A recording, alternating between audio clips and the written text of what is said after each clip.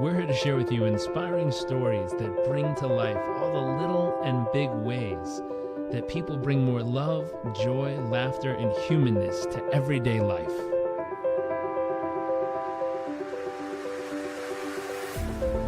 Our focus is the hunt for those little moments that refuel the human soul and reminds us what life is really all about. I invite you to sit back, enjoy the moments, enjoy the stories, the adventures, and the journeys.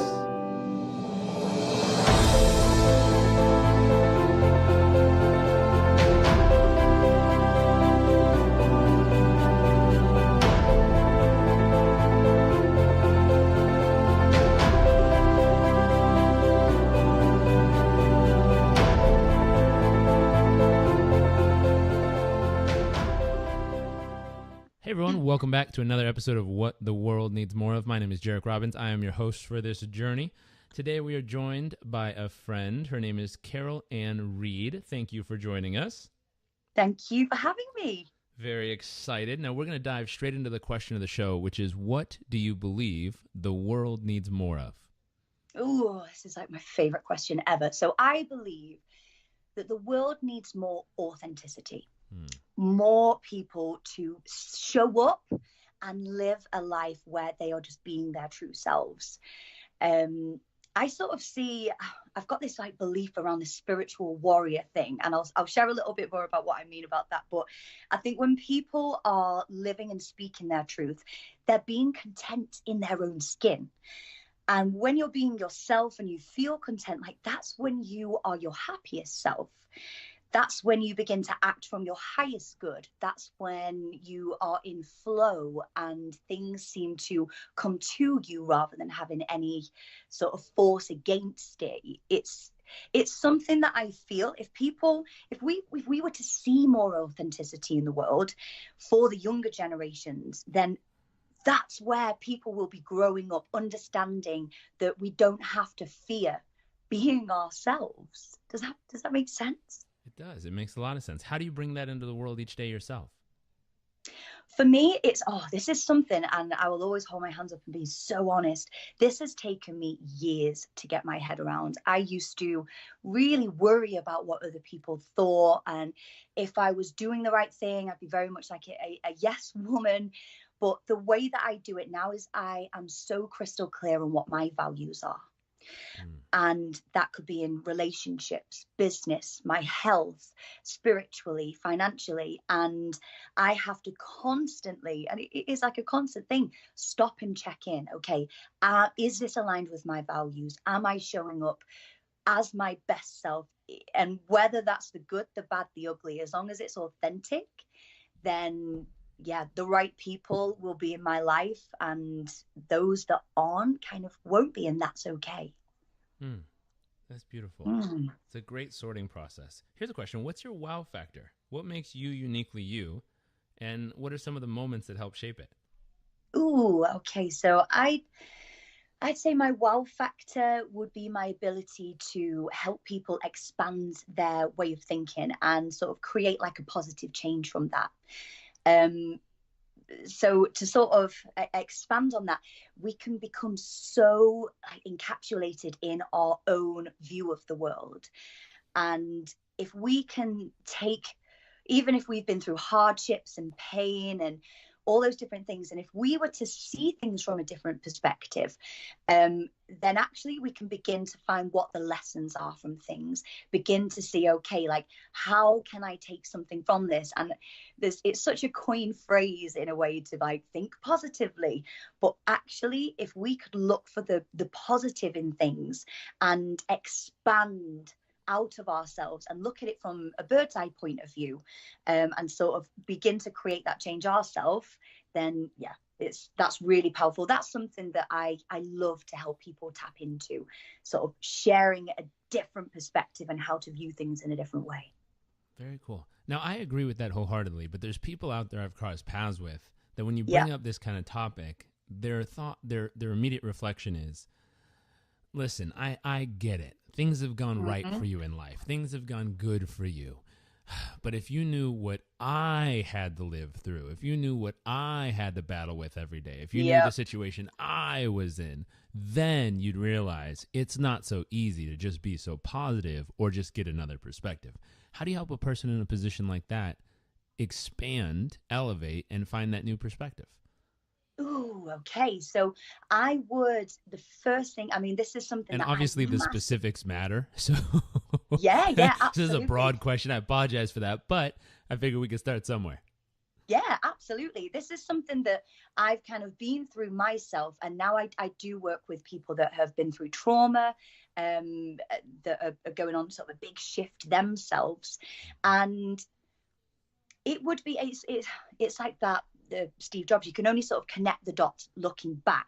I think a lot of people have to be able to believe that change is possible, believe that we have a choice in how we think. So I see it as, I sort of put it into, okay, you can either be a worrier, so you have worry thoughts, the fear-based thoughts, ego, why me, it's happened to me, fear-based. Or you can have, this is the warrior side to it, you can have warrior thoughts and actually believe that you have a choice to say, hang on a minute, that may have happened, but that does not mean that that's going to influence my future. It doesn't shape who I am. I can, I will, I am. And I'm going to sort of delve a little bit more into the mind and actually see that it comes down to what we say to ourselves. So my advice would be, if anyone is in that mindset, which I'm happy to share, I've been there myself, that it is going, hang on a minute, I don't have to be a victim to my circumstances. I can change my habitual thoughts from the worry, like we all have that power, over to the warrior thoughts. And it's a choice. And I'd say that it's having that self-empowerment and the almost, what's the word? Being given the permission to actually go, okay, hang on, this isn't me anymore. I mean, back in the day, I went through, I unfortunately lost like my best friend Karen to terminal cancer, closely followed by my stepdad to suicide. And I was that person of, life isn't fair, why them, I should have done this, why that. And it was in that moment that was sort of a big awakening for me of, hang on, like I owe it to them, I owe it to myself to go, okay, I'm going to shift this and I'm going to do what I can. And that kind of spurred me on to help myself and then go on to help others do the same. Now, just a side question. Why is it that so often we have to go through something traumatic or something, a death or a worry or a struggle? Why is it that we have to do that to finally choose to identify the warrior inside of us instead of the worrier? Oh, I love that. I call that mortality motivation. I know it sounds really weird, but yeah, I totally agree. I believe that we have to go through that because we're almost accustomed to being comfortable, being uncomfortable. So in order to really begin to make change, people tend to, as you've rightly just said, wait for that real pain point to then get up. It's like that old story of like the dog or the wolf is sat down and he's howling, he's in pain, and someone's like, well, what's wrong with him? It's like, oh, he's sat on a nail. It's like, why doesn't he just move? It's like, well, he's not in enough pain, he's just going to howl about it. And we kind of, I think we almost have that just built into us, that unless something's really painful, do we move? But one of my, I don't know, I'm almost just going to say it's like a society thing, that you don't change job until you're in awful pain, anxiety, and some people depression. Whereas how powerful would it be to take ownership of that power and go, hang on a minute, I'm not going to fall victim to this mortality motivation, and I'm going to build my own springboard and think, before it gets painful, and before we lose our loved ones, and before we go through the stress and the fears and loss, that actually I'm going to create my own platform and I'm going to build a new way of being from there. I love it. And you called it a springboard? Yeah, I think a lot of people have to almost like, they call it like, I had to hit rock bottom and then come back up. And I see that as instead of it being a rock bottom, that's just a springboard. If you have ever found yourself in that kind of, yeah, let's call it a rock bottom place, but actually that's a place where you can build the most solid foundations that can sort of become a springboard to like hit it and fire yourself back up. Like, I am not staying down there, I am going back up. I love it. I love it. So build that springboard and use it to launch to where you want to go. Absolutely. And I don't know if it's just a pure fear-based thing, but almost I hear a lot of people, and again, this is something that I've been through, fearing the unknown. So when people tend to stay comfortable being uncomfortable, if I've ever been in a position to ask them, why would you stay there? And on self-reflection, it's like, well, I don't know what's behind the other door. So I'm going to stay here, because it's almost fearing that unknown. Fear of the unknown. It's interesting. One thing that I always find in that springboard that might be helpful is when people fear the unknown, it's oftentimes just a signal in their body saying, hey, are you prepared? And what's interesting is if you can get into a strong enough place, or you can bring the right tools with you, or have access to the right support, you're always prepared. Yeah. And you know, one of the foundational beliefs, like you said earlier, you have to believe that change is possible. I think another belief is a belief that it'll always work out in the end. Oh, wow. Absolutely right. It's that just having faith in yourself and almost the universe, like that things are going to happen well if you believe so, isn't it? It's trusting in the process and surrendering to it. Exactly. Here's the next question. What's a moment that made you feel incredibly humble over the years? A moment that made me feel incredibly humble. I think I'm sure you're exactly the same. Being a coach, it's when trying to think if there's any sort of particular ones, when you get to see the client or someone that you're working with have that awakening or that light bulb moment when they're like, I get it. And when you see that and then watch them go off and then things seem to happen and change, and seeing that from a distance, it sets my soul on fire. I can't even tell you. Something that's just popped into my head, real humbling moment, is I'm actually going to say like my dad. He went through a really, really tough stage. He works for the NHS, which is like the hospital and stuff over in the UK. And he's like so well respected. He is absolutely awesome. He's like one of my best friends, but he went through a really tough time internally. He suffered from like negative self-talk and sort of beat down on himself a little bit. And he went through a real tough spot. And I'd say a real humbling moment was from afar, I kind of maybe showed a couple of little different techniques or ideas or ways of thinking, and then let him sit amongst that. And he began to really tap into Buddhism. And he went from there and he's completely changed his life. I mean, his house is like a Buddhist temple now. It is lit up and it just looks so cool. But he's like a different person. And I'd say that's been really inspiring and really sort of humbling to watch. Yeah. I'm going to call him a dad for that one. I love it. What's your greatest fear? Oh, my greatest fear. My greatest fear would be leaving this one life and not making an impact. And that probably sounds quite corny actually, but that's like a genuine, if I wake up in the morning and I'm like, right, okay, how do I show up as my best self? How do I help just one person, whether it's a smile in a street, whether it's, and it would be the fear of not almost leaving something behind that could pass on and help other people, help the planet kind of thing. Powerful. What about an awe-inspiring moment? A moment that left you just in a state of pure awe? An awe-inspiring moment. The most random thing just came into my head. Watching, I absolutely love music. It's something I'm so passionate about. A massive rock fan, but actually, my best friend Jodie took me to go and watch the West End musical Wicked. I don't know if you've seen it. It is literally wicked. It's amazing.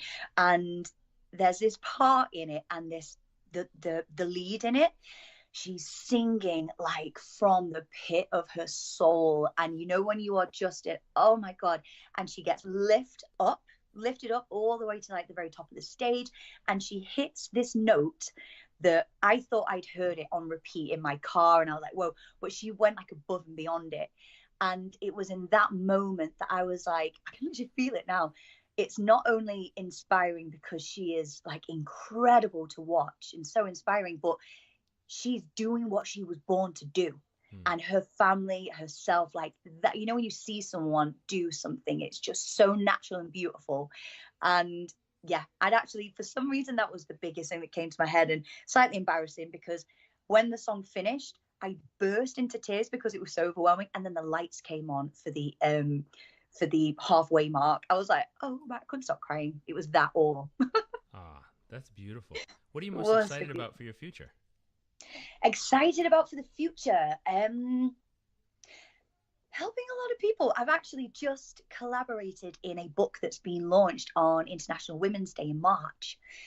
So I'm actually going to say, like, helping, we've sort of tapped into the younger generation with the book, sort of going for age, like females aged between like 14 to 18, to teach them all the things that they didn't learn at school. And my part of that is actually authenticity and self-identity.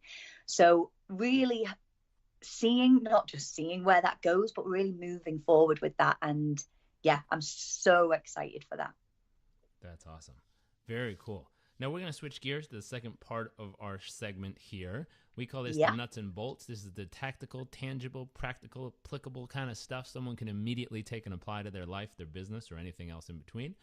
Yes. And the first question is, where do you focus the current or the majority of your thoughts and time and life each day as of right now?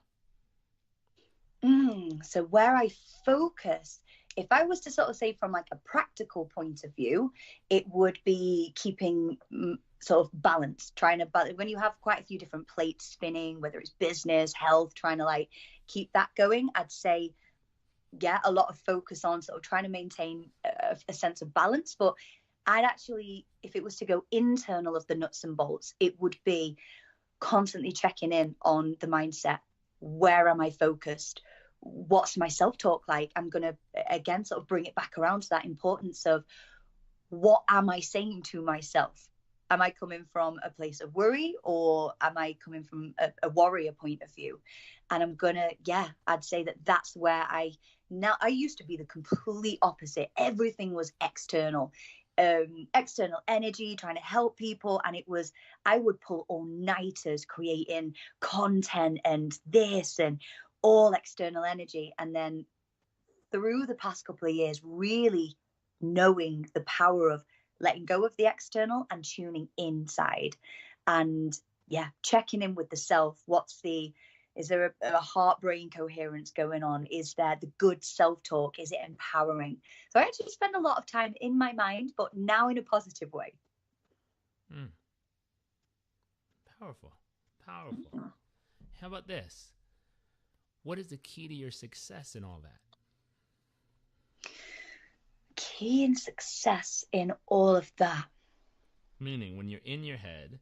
So there's two parts here. One, to keep balanced, what's a key to your success? And two, when you're working on your mindset, you're self-assessing, you're adjusting, you're acknowledging it, you're doing that part. What's the key to that? So obviously it's sort of self-awareness, knowing that, again, it's bringing it back round, knowing that we have that choice to do so. Mm-hmm. But there's a really powerful book that I found that's sort of helped me with this. And it's the 4 Agreements by, I can never say his name, Don Ruiz. Yeah. And there's the 4 principles within that. Let me see if I can remember. So being impeccable with your word. So if I'm checking in, like this is like my checklist, my internal checklist. Am I being impeccable with my word? I don't know if this is in order. Don't take things personally. So if something comes through, an email, someone says like, okay, that's fine. Like, don't take things personally. Don't make assumptions. is that old saying, I don't know if I can say this, but like, assumptions make an ass out of you and me. And that, I remember hearing that from a young age. I was like, oh, okay, yes, don't make assumptions and always do your best. And I have read that book and listened. It's actually on YouTube as well for free. But the book's incredible. And I have like instilled those, it's like a checklist in my mind. That's what I find really helpful. Powerful. Very powerful. So that's a key to success on the inside. What about a key to success in balance? How do you keep everything in balance? In balance? I have this is really weird, but I have a really good diary structure. So I am still old school paper. I love a good diary. I use a My Pro planner, and the first thing I do, this is honestly, if I was to break it down, I open up my diary on a Sunday, and the first thing I do is I put the me time in. So I will make sure I'm doing something that lights me up, whether even if it's just taking the dog on a nice walk. If I feel that like I've got something sort of big coming up, then I might treat myself to go, I don't know, have my nails done or something like that, a bit of me time, then fill the rest with how am I serving? Where do I need to be? My health as well has to be a priority because it's our vehicle through life, isn't it? So yeah, I'd actually say in balance, if I was to say like a really practical thing, it would be to schedule the diary on a Sunday evening, but putting yourself in first, building around it. And then I'm like ultimate geek. I color code my diary, man. Like I put my me time in pink, and then I've got like my clients in a certain color. I've got my health in a certain color. And that to me, just being a real visual, that is like the foundation to the balance. Very cool. Very cool. Now, our final question, what is one tip we could leave people with that's actionable that they could immediately apply that would help them achieve the kind of success in their life that you've been able to achieve in yours? Ooh, so one tip would be, I'm going to say, checking in with their self-talk. Really utilizing the self-awareness. So actually taking time when we have like 50 to 75,000 thoughts a day. So they are just completely going around and around and around in our heads. So taking time, even if it's a split second, to go, okay, stop for a moment. What am I saying to myself here? And taking that, it's like a pause button. What am I saying to myself here? If it isn't building me up, if it isn't helping me to move forward, change it.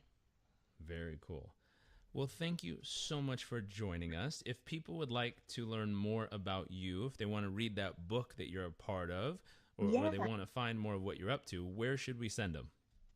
They can visit. I've got a website, which is www.carolanreid.com, or social media as well, which is @CarolAnnReidCoach. It'd be so cool to connect. Very nice. Well, thank you for tuning in. Thank you for joining us. Thank you for having me. If you like this episode and you know someone that needs to hear it, a friend, a family member, a colleague, we believe that sharing is caring. We like caring people around here, so make sure to share. And we very much look forward to seeing you all next episode.